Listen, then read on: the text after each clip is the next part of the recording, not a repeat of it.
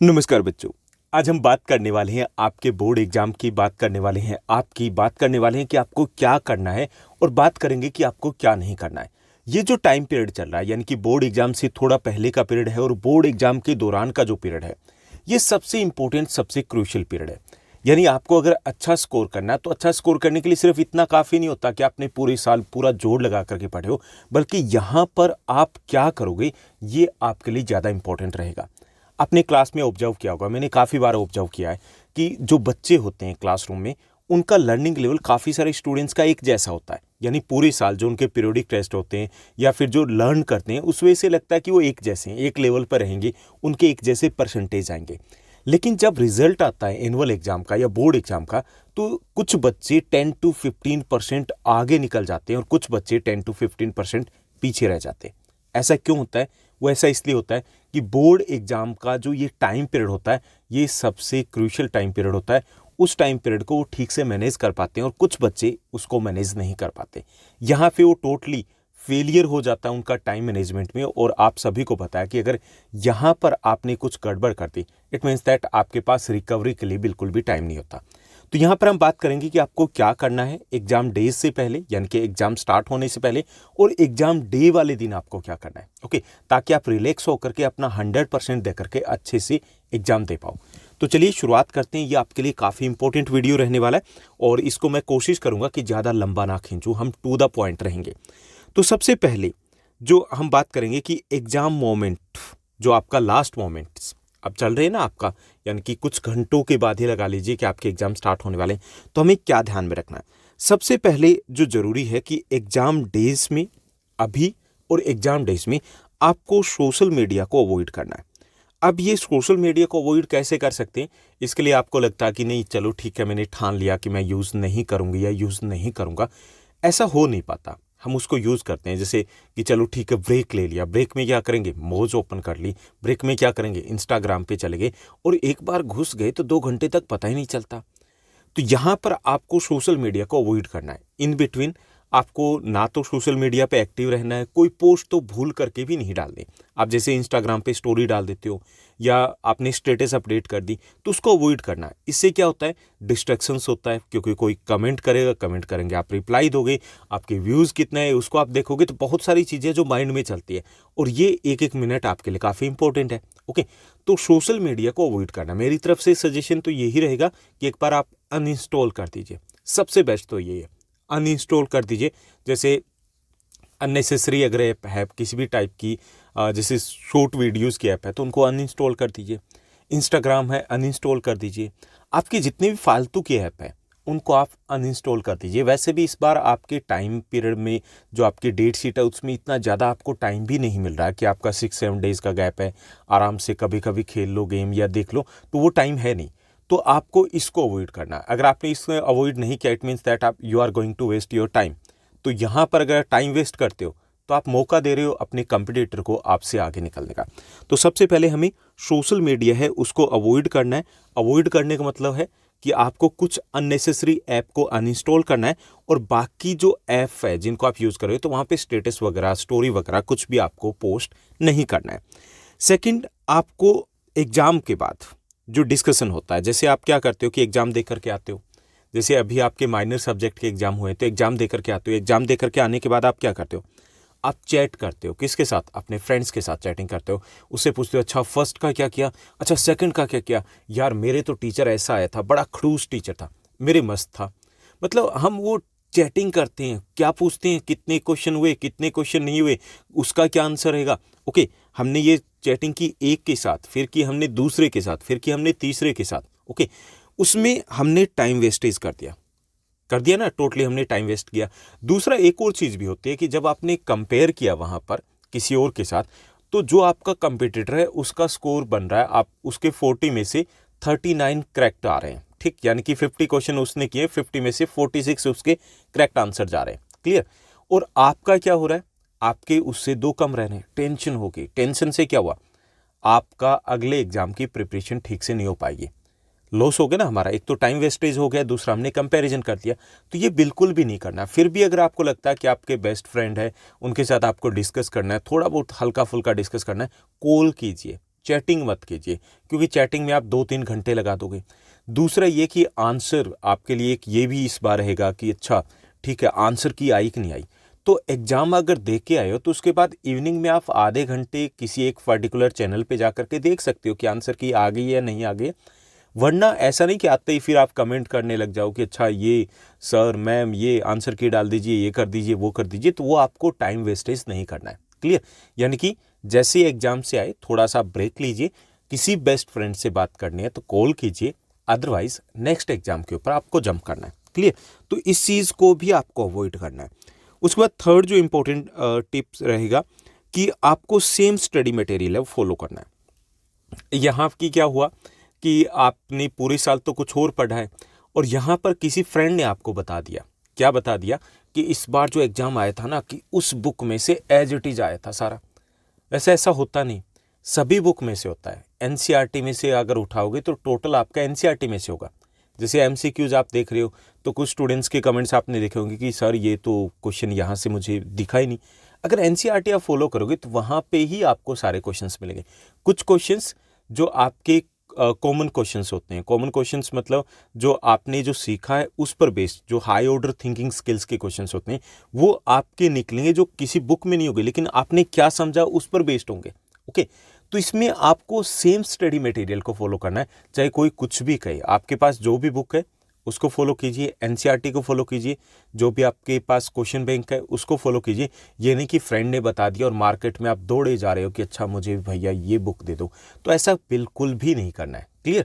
और ये जो सैम्पल पेपर वगैरह है ना, 1 या 2 सोल्व करे हो, ठीक है, ये नहीं कि अच्छा भाई ये सैम्पल पेपर दे दो वो दे दो। आप सैम्पल पेपर इकट्ठा करते ही रह जाओ और पता चले कि टाइम हो गया, आपका रिविजन ठीक से नहीं हो पाया। तो 1 या 2 सैम्पल पेपर सोल्व कर लिए, दैट्स ग्रेट, बहुत काफ़ी है। अदरवाइज नहीं मिले तो अब आपके पास टाइम नहीं है कि आप सैम्पल पेपर किसी से मांगते रहो, डीएम करते रहो, मैसेज करते रहो, ऐसा नहीं करना है। क्लियर?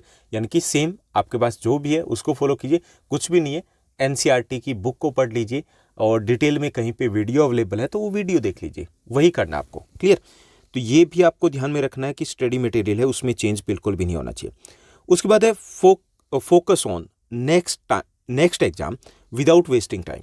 एक यहाँ पर भी इश्यू रहता है आपके साथ कि आप जैसे एग्जाम दे करके आए, पहला एग्जाम दे करके आए, आपका एग्जाम मस्त चला गया, कोई बात नहीं, उसके बाद आप रिलैक्स फील करते हो, टीवी देख रहे हो, मोबाइल चला रहे हो, ऐसा नहीं करना है।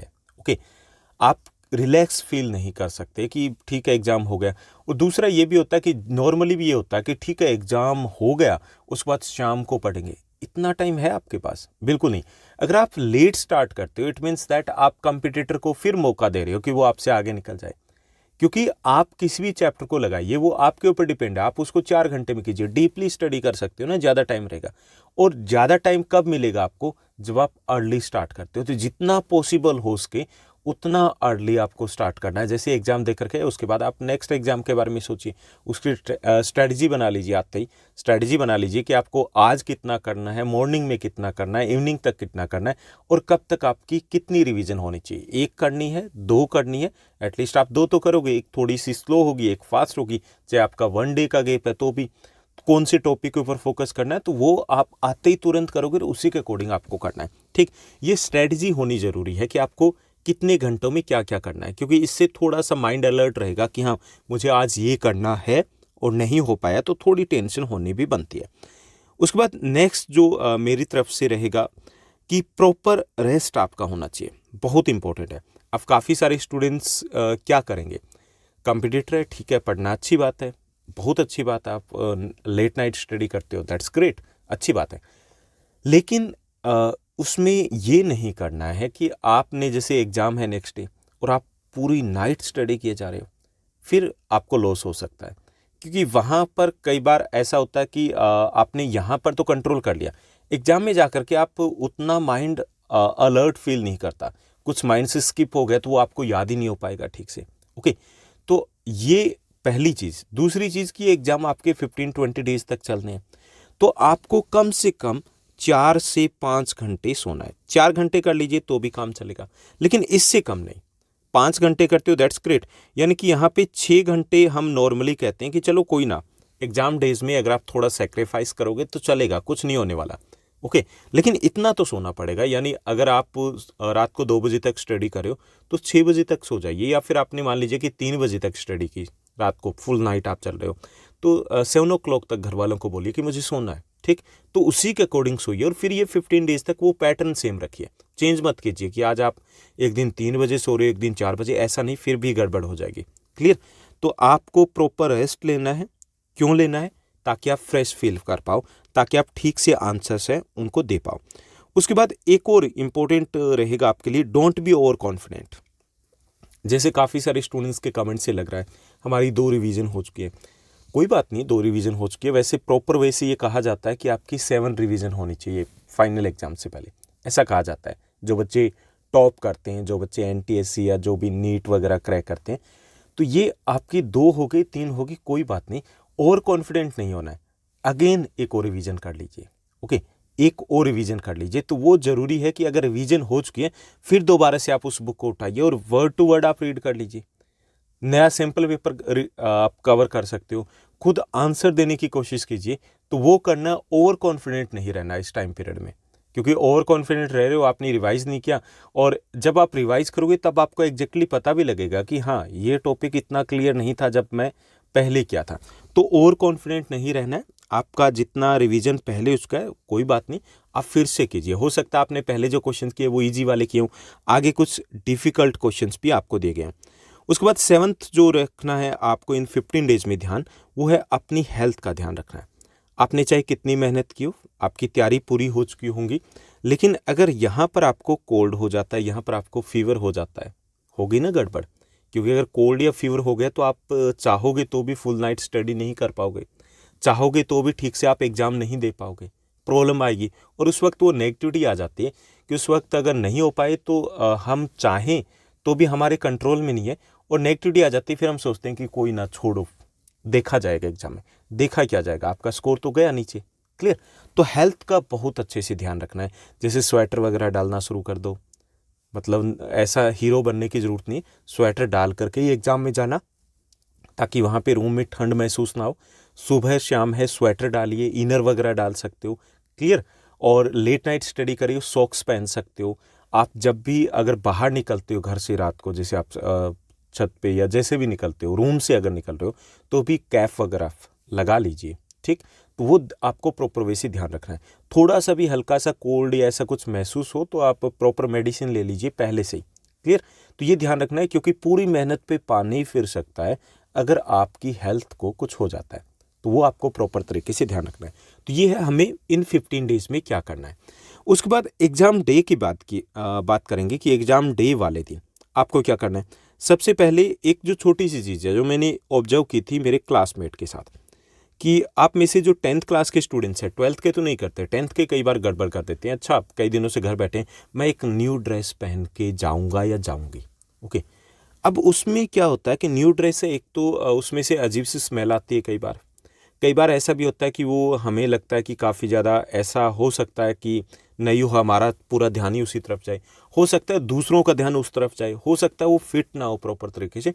तो ये कई बच्चे करते हैं 10th वाले, कि ठीक है वहाँ पे हम जा रहे हैं, ऐसा हालांकि अलाउड नहीं है। आपको जाना किस में, जाना स्कूल यूनिफॉर्म में, ओके। पहली चीज़ कि अगर आपने ये गलती कर दी, क्योंकि इस बार आपको इंस्ट्रक्शंस हो सकता ना मिले हो, तो आपको स्कूल यूनिफॉर्म में जाना है। पहली चीज़ स्कूल यूनिफॉर्म, उसके बिना आपको अलाउ नहीं किया जाएगा। दूसरा कि अगर आपके पास स्कूल यूनिफॉर्म या ऐसे कुछ प्राइवेट कैंडिडेट या ऐसा कुछ हो, केस सीन हो, तो भी आपको न्यू ड्रेस को तो अवॉइड ही करना है। तो यहाँ पे मोस्टली तो ये किसी स्टूडेंट के साथ नहीं होना चाहिए कि जो स्कूल में जा रहे हैं तो आपको इंस्ट्रक्शंस मिले होंगे कि आपको स्कूल यूनिफॉर्म में ही जाना है। दूसरा, अगर ऐसा कोई इंस्ट्रक्शंस नहीं मिला है तो आप न्यू ड्रेस को तो अवॉइड कीजिए, क्योंकि काफ़ी सारे स्टूडेंट्स के साथ ऐसा हो सकता है कि स्कूल यूनिफॉर्म, क्योंकि लास्ट 2 ईयर से वो रेगुलर स्कूल नहीं जा पा रहे हैं, तो ऐसा कोई सीन हो कि अब भी ना आया हो, अब भी वो ना आया हो क्योंकि उसने कंसेंट लेटर ना दिया हो, तो वो चीज़, पहली चीज़ तो आपको प्रॉब्लम आएगी। अगर आप स्कूल यूनिफॉर्म में नहीं हो तो आपको प्रॉब्लम आएगी। और दूसरा, अगर नहीं हो और मान लीजिए कि बाई चांस आपको ऐसी सिचुएशन है, आपको लगता है कि परमिशन मिल जाएगी, तो ऐसी ड्रेस को आपको अवॉइड करना है। Clear, okay. 99% के साथ प्रॉब्लम नहीं आएगी, क्योंकि उनके पास स्कूल यूनिफॉर्म ही होगी। उसके बाद नेक्स्ट जो हमें ध्यान रखना है, get ready exam material 1 day prior, यानी आपका जो एग्जाम मटेरियल है, जैसे आपका एडमिट कार्ड है या आपको इसके अलावा भी अगर आधार कार्ड के लिए बोला गया है, आपके पेन है, आपका पेंसिल बॉक्स है, ओके, स्केल है, ये सारी चीज़ें आप एक दिन पहले ही एक जगह रख लीजिए। सुबह सर्च नहीं करना है, क्योंकि कई बार कुछ चीज़ें मिल नहीं पाती, मिसप्लेस हो जाती है, एडमिट कार्ड खो गया, फोटो गड़बड़ हो गई, ऐसा कुछ होता है। क्योंकि अगर मिसप्लेस हो गया तो भी उसका कोई सॉल्यूशन किया जाएगा ना पहले दिन, अगर आपको नहीं मिला तो ये पहले ले लीजिए। और ये जैसे आपको एक और चीज़ इंपॉर्टेंट बता दूं कि इस बार आपको सर्कल करना है, सर्कल करना है ना, सर्कल है उसको डार्क करना है, जो सर्कल है उसी को फिल करना है। तो उसमें आपके पास जो पेन होंगे वो नए ना होने चाहिए। पहली चीज़ ध्यान रखिए कि वो नए ना हो, क्योंकि उसी में आपके 2-4 मिनट ख़राब हो जाते हैं। 2-4 मिनट बहुत होते हैं, क्योंकि एक क्वेश्चन के लिए आपको लगभग 90 सेकंड के आसपास मिलने वाला है। 90 सेकंड बहुत कम है ना, उसको रीड करना है, समझना है, बहुत सारी चीज़ें करनी है आपको। आपको अभी लग रहा होगा कि ठीक है टाइम है, लेकिन इतना ज़्यादा टाइम नहीं है आपके पास। दूसरा ये कि उसमें अगर मोटा थोड़ा सा चलने वाले कुछ पेन आते हैं, जैसे इस टाइप के एग्जाम्स के लिए अवेलेबल होते हैं, मिल जाते हैं बुक डिपो के पास, तो वो अगर मिल जाए तो ज़्यादा बेटर है। जैसे राइटिंग के लिए हम अलग टाइप का पेन लेते हैं, तो यहाँ पे हमें वो मटेरियल पहले से रेडी करके रखना है। उसके बाद थर्ड जो चीज़ हमें ध्यान में रखनी है एग्ज़ाम डे के दिन, कि आपको एग्ज़ाम सेंटर पर टाइम से पहले पहुँचना है। ओके, टाइम से कितना पहले पहुँचना है? 30 मिनट पहले पहुँच जाइए कम से कम, अच्छा लगता है, पॉजिटिविटी आती है। और एग्ज़ाम सेंटर पे 30 मिनट पहले पहुंच रहे हो, अवॉइड कीजिए बुक वगैरह ले जाने की, कुछ नहीं लेकर के जाना है। कि कुछ बच्चे होते हैं वहीं लेके जाते हैं, ऐसा कुछ नहीं, फिर आप और ज़्यादा कन्फ्यूज होते हो। पहले जाइए और जैसे एंट्री मिलती है सबसे पहले जा करके अपने एग्ज़ाम सेंटर में, अपने एग्जामिनेशन हॉल में, हर एग्ज़ाम में कीजिए, अच्छी फीलिंग आती है, एक कॉन्फिडेंस सा फील होता है। अदरवाइज़ वो नर्वसनेस होती है, पता नहीं पहुँचेंगे नहीं पहुँचेंगे, अच्छा लेट हो गए तो। और वो सारी चीज़ जब लेट हो जाते हैं, वो सारी चीज़ें स्किप हो जाती है जो आपने मॉर्निंग में पढ़ी होती है, कंफ्यूज हो जाती हैं। और जब थोड़ा सा भी अगर लेट हो गए तो शुरुआत के कुछ क्वेश्चंस भी रॉन्ग होने के चांसेस बढ़ जाते हैं, क्योंकि हम फोकस नहीं कर पाते, माइंड में कुछ और चल रहा होता है। तो आपको एग्ज़ाम सेंटर पहले पहुंचना है, एटलीस्ट 30 मिनट्स पहले, जो भी टाइम दिया गया उससे पहले पहुंच जाइए। क्लियर? तो ये भी आपको ध्यान में रखना है। इसके साथ साथ आपको जैसे ही क्वेश्चन पेपर रीडिंग के लिए दिया जाएगा, पहले मिलेगा ना, तो उसमें आपको क्विक ग्लांस करना है, यानी कि क्वेश्चन पेपर को एक बार सरसरी नज़र से देखना है। ऐसा नहीं कि आप एक एक क्वेश्चन को ही डीपली स्टडी करने लग जाओ, आपको एक बार उस क्वेश्चन को देख लेना है। क्लियर? जैसे देख लिया, मोटे तौर पे देख लिया, बाकी क्योंकि जब आप सॉल्व करोगे तब तो आप देखोगे ही ना, उनको देखने वाले हो। तो आपको क्वेश्चन पेपर को क्या करना है, आपको मोटे तौर पे देखना है। मोटे तौर पे देखने के बाद आपको फर्स्ट क्वेश्चन से रीड करना है, यानी कि आपको मान लीजिए कि टाइम मिला तो आपको 2-3-4 मिनट में एक बार देख लीजिए कि क्या आया हुआ है। उसके बारे में ज़्यादा मत सोचिए, जब सॉल्व करोगे तब आप सोचोगे। उसके बाद फर्स्ट क्वेश्चन से लग जाइए, जो आपका रीडिंग टाइम पीरियड है उसी में फर्स्ट का क्या हो सकता है, सेकंड, थर्ड, फोर्थ, तो ऐसे आप सोल्व करने की कोशिश कीजिए, ताकि आपका वो टाइम यहाँ पर आप ठीक से यूटिलाइज कर पाओ। क्लियर? ऐसा नहीं कि यहाँ पे आप बिल्कुल डीपली चले जाओ, अच्छा असर्शन रीजनिंग के क्वेश्चन है चलो भाई सॉल्व कर लेते हैं, तो वो नहीं करना, क्योंकि आप फिर वहाँ पर ठीक तरीके से अपने टाइम को मैनेज नहीं कर पा रहे हो। इसके साथ साथ आपको एक और स्ट्रेटजी को फॉलो करना है, do and skip. Do and skip strategy क्या है कि आपको क्वेश्चन जैसे 1 है, 2 है, आपका थर्ड है, फोर्थ है, तो आपका अगर फर्स्ट क्वेश्चन आ रहा है कर लीजिए, सेकंड क्वेश्चन नहीं आ रहा है तो उसको एक बार छोड़ दीजिए। आपको लग रहा है कि डाउट है किंतु परंतु, उसको छोड़ दीजिए। अब इसको छोड़ दीजिए, तो छोड़ोगे तो गड़बड़ हो जाएगी ना। अब आपको क्या करना है, अब जैसे मोस्टली जो टीचर्स ये आपको बताया जाता होगा कि अच्छा ठीक है, जो कर लिया ना उसके ऊपर ओके कर लीजिए, ऐसा करोगे, जो नहीं किया उसके ऊपर ऐसे बहुत सारे निशान लग जाएंगे, क्वेश्चन पेपर के ऊपर गड़बड़ हो जाएगी। आपको क्या करना है कि जो क्वेश्चन आप 1, 2, 3, 4, 5 जैसे हम करते थे, या स्टूडेंट्स को हम बताते हैं कि क्या करना है, कि जो क्वेश्चन नहीं करना है, इस बार नहीं किया, स्किप कर दिया, उसके ऊपर बड़ा सा सर्कल लगा दीजिए, बड़ा सा सर्कल। क्योंकि ये आपके क्वेश्चन नहीं करने, वो तो कम ही रहेंगे ना 5-7, और वो अलग से दिख जाने चाहिए। जो कर लिया उसके ऊपर कुछ नहीं करना है, क्योंकि बहुत कुछ कर दोगे तो वो मैसी सा हो जाएगा, अजीब सा दिखेगा, आपको समझ में नहीं आएगा। तो जो आप क्वेश्चन स्किप कर रहे हो जैसे 1, तो उसके ऊपर आप सर्कल लगा दीजिए। क्लियर? ऐसे करना है आपको, ताकि आपको बाद में ध्यान रहे कि हाँ मैंने क्वेश्चन नंबर 1 छोड़ रखा है। और क्योंकि आपके कुछ क्वेश्चंस को स्किप भी करना है आपको, 24 है फर्स्ट पार्ट में, 20 करने, तो वो भी आप इसी तरीके से कर लीजिए, ताकि आपको ध्यान रहे कि हाँ ये क्वेश्चंस मैंने रखे हैं और इनमें से मुझे इतने तो नहीं करने, लेकिन ये वाले क्वेश्चन करने। तो ये आपको ध्यान रखना प्रॉपर वे से। क्लियर। और चिपके नहीं रहना कि एक क्वेश्चन पे अटके नहीं रहना है कि अगर एक बार आपको लग रहा है कि नहीं आ रहा क्योंकि ऑप्शनल इंटरनल चॉइसेस है तो उसको छोड़ दीजिए, नेक्स्ट पे जाइए। अगर आपके 20 का कोटा पूरा हो जाता है लास्ट तक, दैट्स ग्रेट। नहीं होता तो फिर जो 6 क्वेश्चन है उनमें से 2 और उठा लीजिए, ऐसा कुछ करना आपको, क्लियर। तो ये भी आपके लिए इंपॉर्टेंट रहेगा। इसके साथ साथ एक और चीज़ आपको ध्यान में रखनी है, आपको वाटर बॉटल अपनी लेके जानी है। अब वहाँ पे जब एग्ज़ाम में जाते हैं तो थोड़ा सा नर्वस फील करते हैं, या कई बार ऐसा होता है कि टेंशन में आ गए, एग्ज़ाम डिफ़िकल्ट आ गई, आपको टेंशन में आ गए, उस वक्त प्यास ज़्यादा लगती है, माइंड वर्क नहीं करता, थोड़ा सा पानी पी लीजिए, रिलैक्स फील करोगे, अच्छा फील करोगे और टेंशन भी नहीं रहेगी कि कहाँ जाना कहीं नहीं जाना। और वो 2-4 मिनट वगैरह पहली बात तो जाने नहीं देंगे। और इमरजेंसी केस पे अगर आपको परमिशन देते हैं, वैसे तो अलाउड ही नहीं है कि 1 आवर 30 मिनट्स का आपका टाइम है कि उसमें आप जाओ, लेकिन फिर भी इमरजेंसी में आपको प्यास लग जाती है तो क्या करोगे आप। तो उसके लिए बेटर है कि आपके पास अपनी वाटर बॉटल होनी चाहिए। तो ये सब कुछ इंपॉर्टेंट टिप्स थे कि पहले क्या करना है, एग्ज़ाम डेज में क्या करना है और एग्ज़ाम डे वाले दिन हमें क्या करना है। तो ये होपफुली आपके लिए काफ़ी इंपॉर्टेंट रहा होगा। और अगर आपको ये वीडियो अच्छी लगी तो इस वीडियो को लाइक और शेयर ज़रूर कीजिएगा।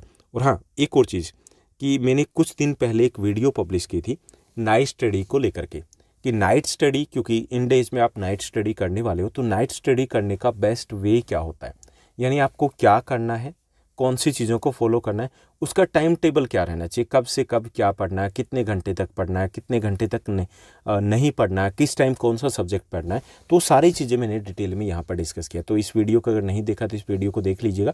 इस वीडियो का लिंक आपको डिस्क्रिप्शन बॉक्स में मिल जाएगा, अदरवाइज ज्योग्राफी गुरु स्पेशल एक प्लेलिस्ट है, वहाँ पर आपको ये वीडियो मिल जाएगी। ठीक, ऊपर आई बटन पे भी मैं इसका लिंक डाल देता हूँ, तो वहाँ से भी आप क्लिक करके इस वीडियो पर जा सकते हो। आज के लिए बस इतना ही। Thank you, bye bye, have a nice day and all the best.